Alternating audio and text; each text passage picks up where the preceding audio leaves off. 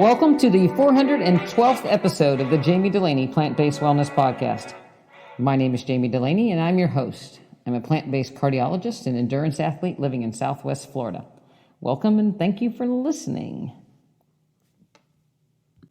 This podcast has been going on for some time, and we're actually getting close to 1 million downloads.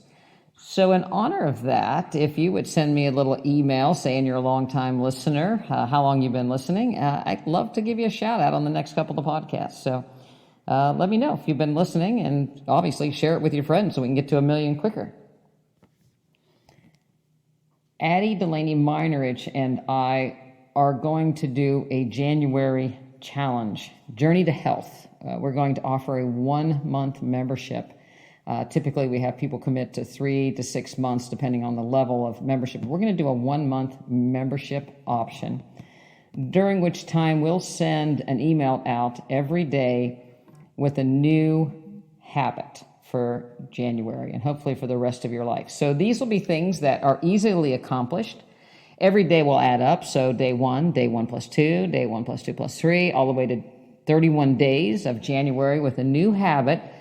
And it's easier to form new habits when you add them onto old habits. So we're going to piggyback them onto some things that we know most people already do. This will be aimed at people that need to get their plant-based nutrition a little bit more dialed in, or even those tinkering with going plant-based, or maybe going plant-based again that just need a little bit of help. People that are, and it'll be a combination of movement and nutrition, and so every other day we'll have a movement practice. And again, these will be easily accomplished, all 31 in one day. So at the day 31, you'll be able to do all 31 in one day without too much difficulty. With those emails, we'll also give you, and talk a little bit about whys. We'll give you variations depending on what your level of mobility or exercise is. So there'll be something for everybody. We'll explain the whys of nutrition and give you hints. We're going to send recipes out, some different workouts out for the month, and you'll have complete access to our members-only website for 1 month. So keep an eye for the tab will come up on the website in the next couple of weeks, and you can sign up for the January Health Challenge. So nutrition and mobility. So we're looking forward to doing that with a lot of people, hoping to give people a kickstart. And again, if you just do a little thing every day, then, pretty soon they add up and you've got a whole lifestyle change. So keep an eye out for that. As far as my pull-up challenge go, I'm still working on it. We just came back from the California International Marathon. And it's interesting, we do the VIP experience. So anybody that's contemplating doing the CIM or California International Marathon, I would highly recommend it. The way this marathon goes, you get bussed out 26 miles and you run in from Folsom, California to downtown Sacramento at the Capitol. So they bus you out very early in the morning. If you do the VIP experience, you get to go out on a charter bus and you get to sit typically in a heated tent. But this year we were in a CrossFit gym. So I actually got to do 2 pull-up tries at the CrossFit gym. And I'm about 75% there from a hang. So, almost have it. So certainly keeping that going and adding a few more challenges into it. So, gonna get it. But yes, we did the California International Marathon. Don't want to make excuses, but we weren't that well trained for it. And we knew it going in, between Hurricane Ian and Thanksgiving and family and all this kind of thing, as our long run training really got put on the back burner.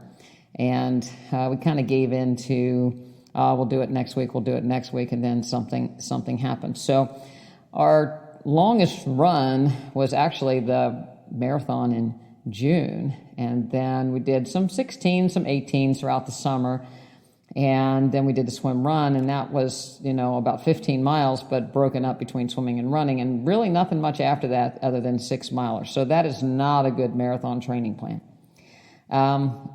So the idea was to see what we can do with the fitness that we had banked, so to speak. It was also a run to kind of practice being in the pain cave a little bit.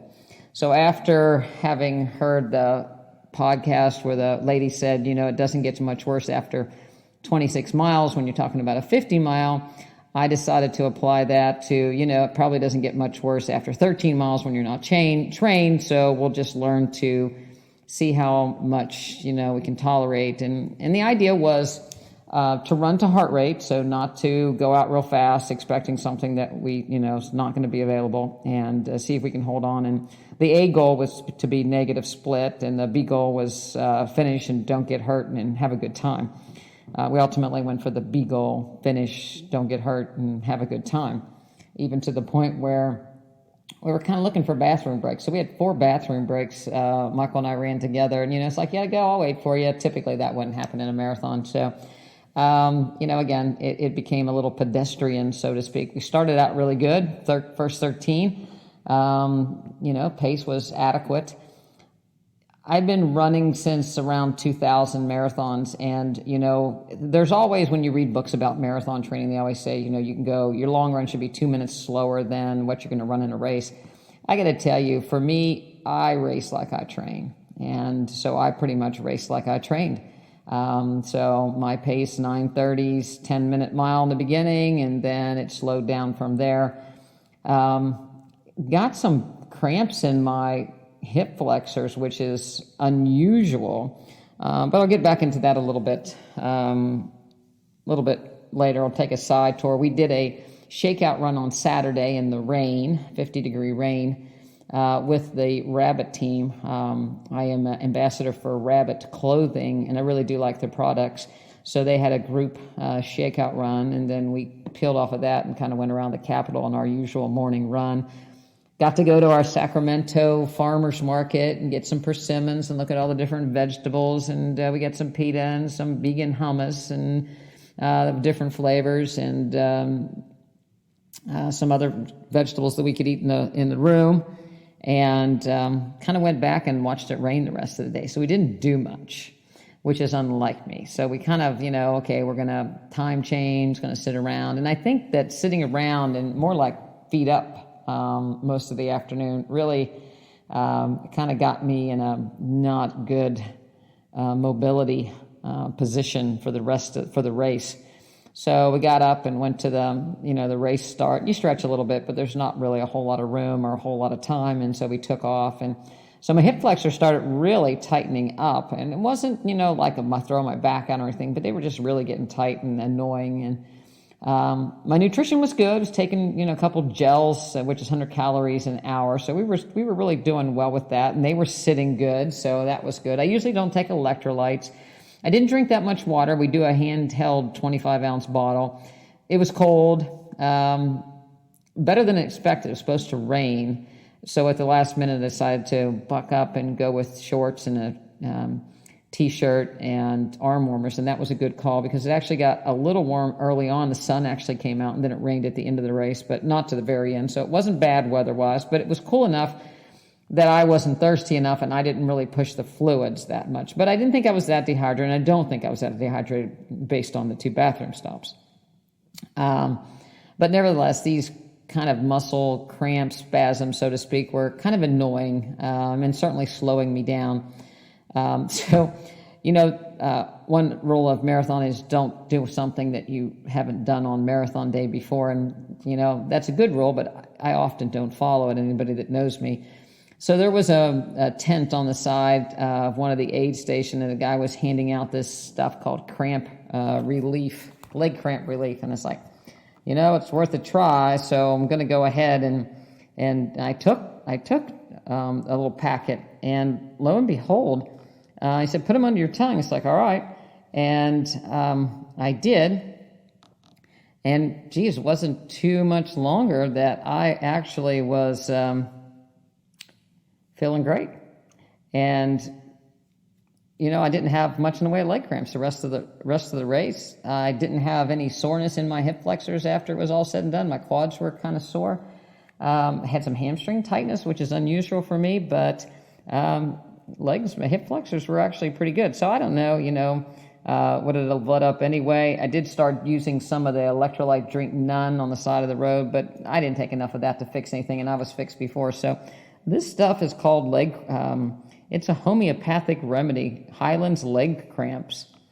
Highland leg cramp, relaxed calf and foot cramps. And it's a homeopathic herbal type of concoction. I actually looked up, and yeah, some of the leaves are known to decrease cramping, and there's nothing bad and no real side effects, and I didn't have any GI side effects, which I thought I was going to, so it worked out kind of good. It was a long race, as far as, because the times were slower, it took a lot longer. When you turn into the last street, you've got that you turn on the last street is like block 9, and you start out on block 35 or 40. So counting those blocks down was, a bit slow. But again, learn to tolerate discomfort a little bit more, out of the comfort zone. I was really happy that I troubleshooted a problem with my, hip flexors, and things got better. So, overall it was a pretty good day, and our times weren't horrible. Again, if you took the bathroom breaks off, we'd have broke 5 hours, just a little over 5 hours, 5:05. So it certainly wasn't a great time at all, but for the little that we trained and the stops and everything else, not too bad. I had a bit of a head game, though, starting this weekend.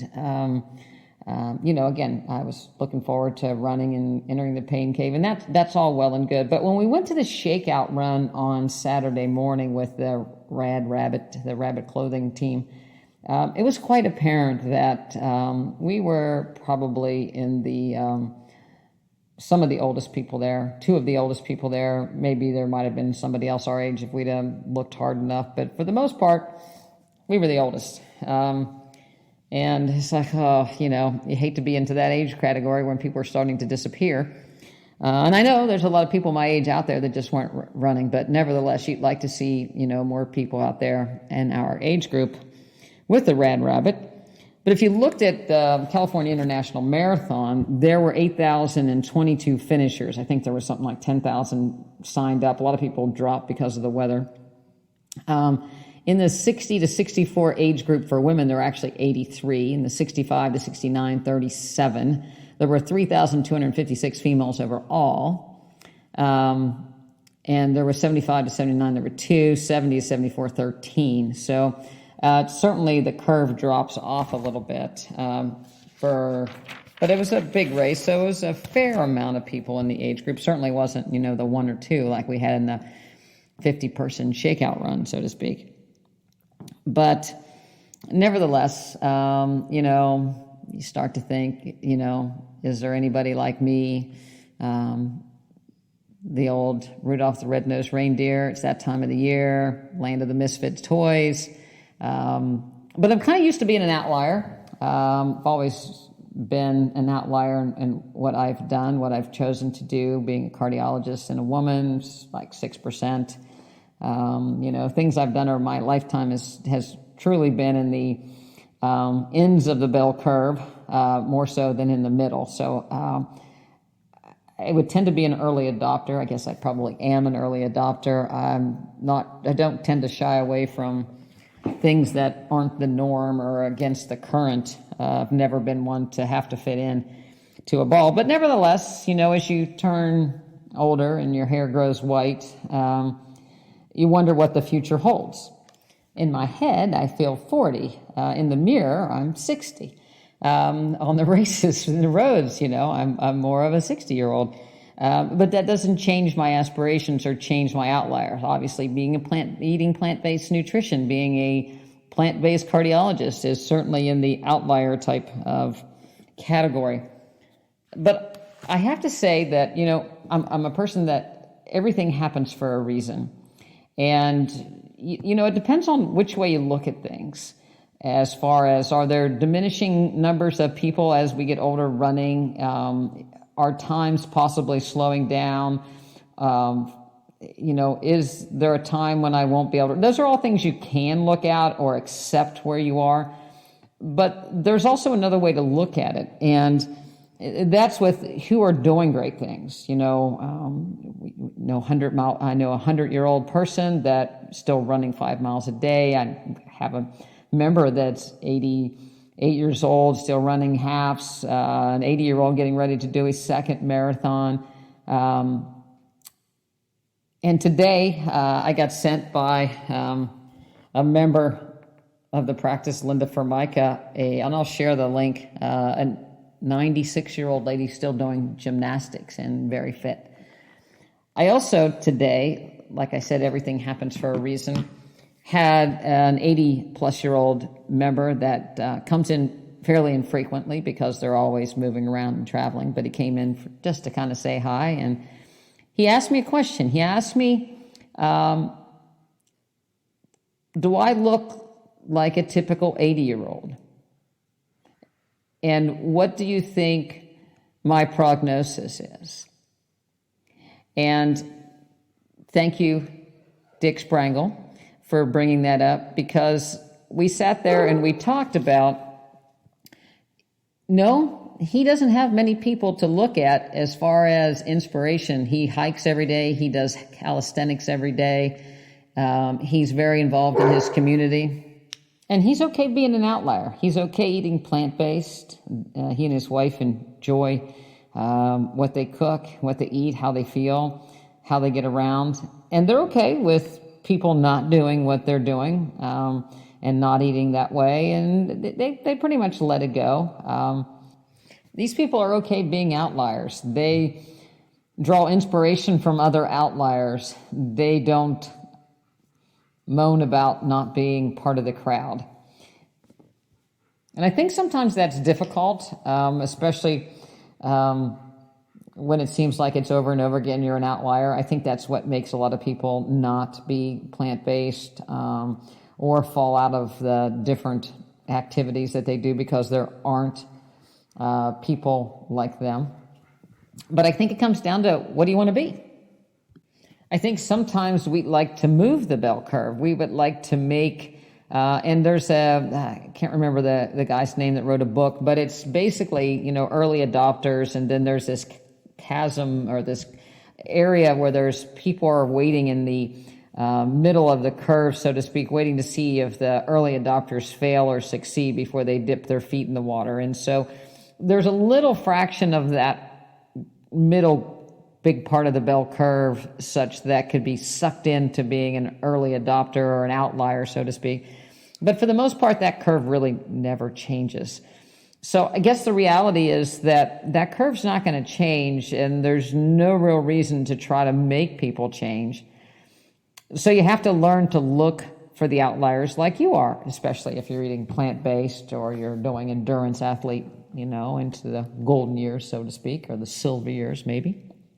And you can either, again, you get to pick your team, but you can't change what the teams are for the most part.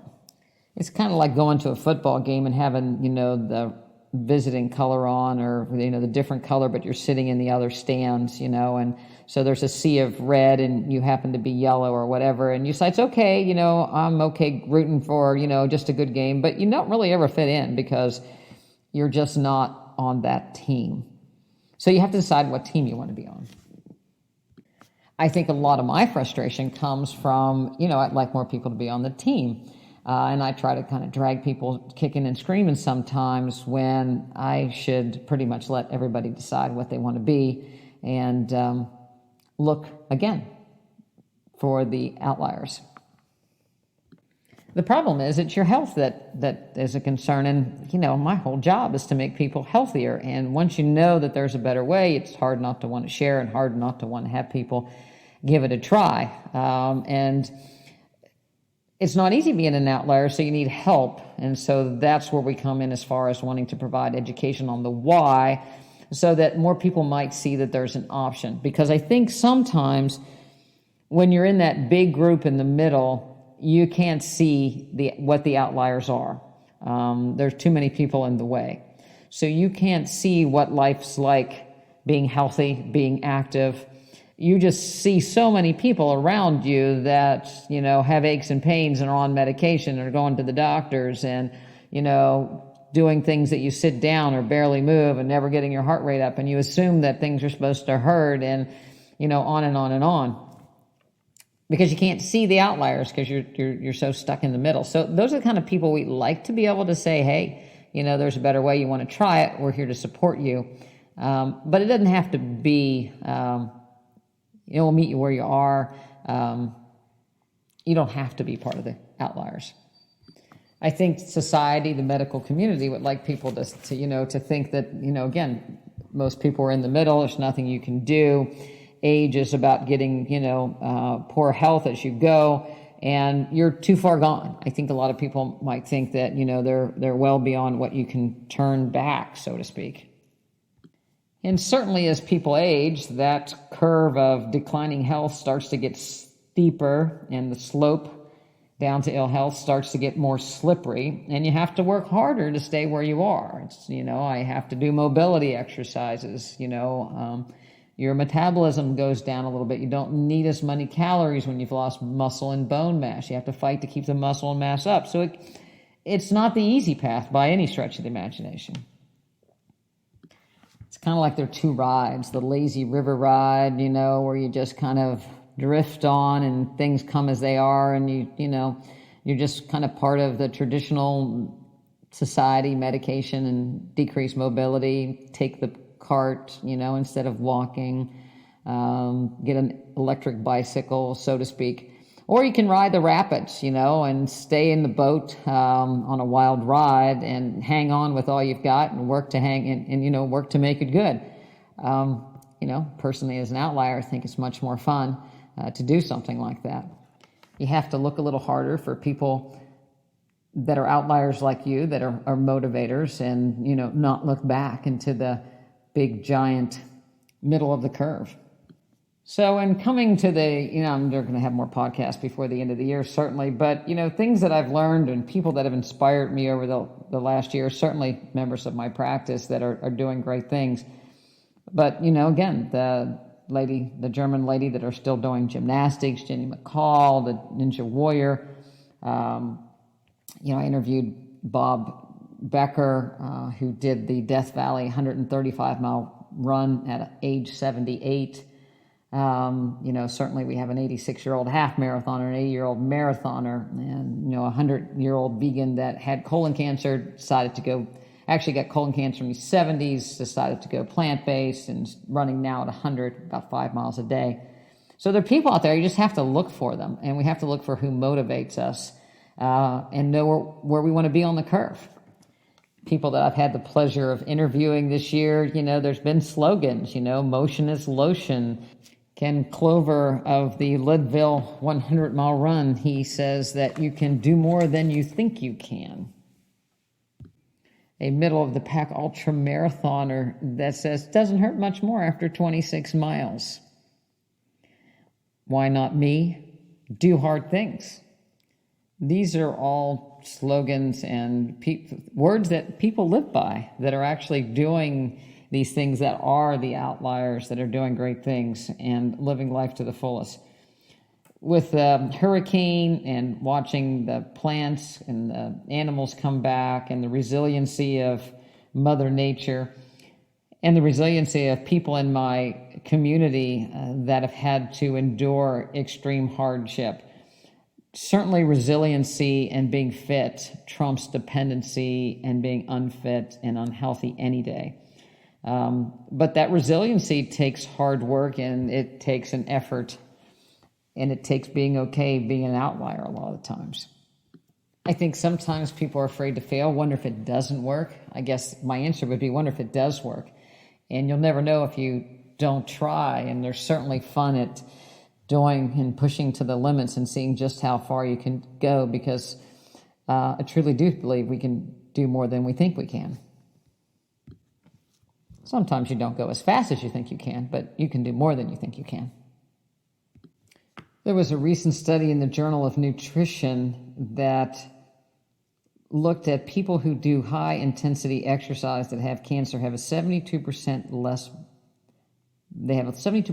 metastatic cancer in people that exercise at a high intensity on a regular basis.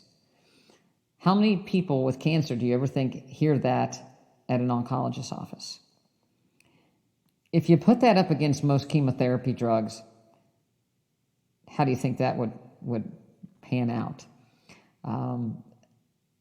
Diabetes is reduced with exercise, the incidence of obviously cardiovascular health, but it's not easy. and people shy away, and people look for the easy way out and the bare minimum. So if you want to be an outlier, don't look for the bare minimum. Let's look about how much you can do. I don't believe you have to be a victim. I don't believe that you're destined to, or the wheels are destined to fall off as you age. I think you get to participate. So that's the thing that you have to accept, that you get to participate. Lifestyle diseases are largely from the lifestyle that you choose. So if you want a different lifestyle, you have to choose differently. But just remember, you might have to be an outlier. Don't forget, you can email me at jami@drdulaney.com with questions. And if you've been a long-time listener, I'd love to know. And again, look over at drdulaney.com, DOCTORDULANEY, on ways you can sign up to do our January health challenge. And, it's a great Christmas gift as well. If you have somebody that you'd like to pull into the outlier category, or let them dip their feet gently into the water, I think it would be a great thing. It's going to be something that everybody can do, but something that everybody can benefit from by doing it. So I don't think there's anybody that's too great not to do it, but I think we'll have some interesting and fun ways to get healthier over the month of January. So I'd love for you to join us. Next up for me is the 50-mile race in Texas, the Hoka Rocky 50. That's in February, followed by the Stewart Marathon in Stewart, Florida. That's the Treasure Coast Marathon, actually, in Stewart, Florida. If you want to join us, there's still time to come on down. We'd love to see you in Stewart. Maybe I'll see you in Texas. Who knows? And then there's some pretty big things on the horizon. I think we're going to try 50-milers, and I got my eye set on a 100-miler at some point. I've got a little bit of a plan going, but I can't fake it on a 100-miler. So the training's going to go. I'm going to push myself to the limits. I might fail, but I'm certainly going to have a great time learning and doing it, and be around some great people. And you know what?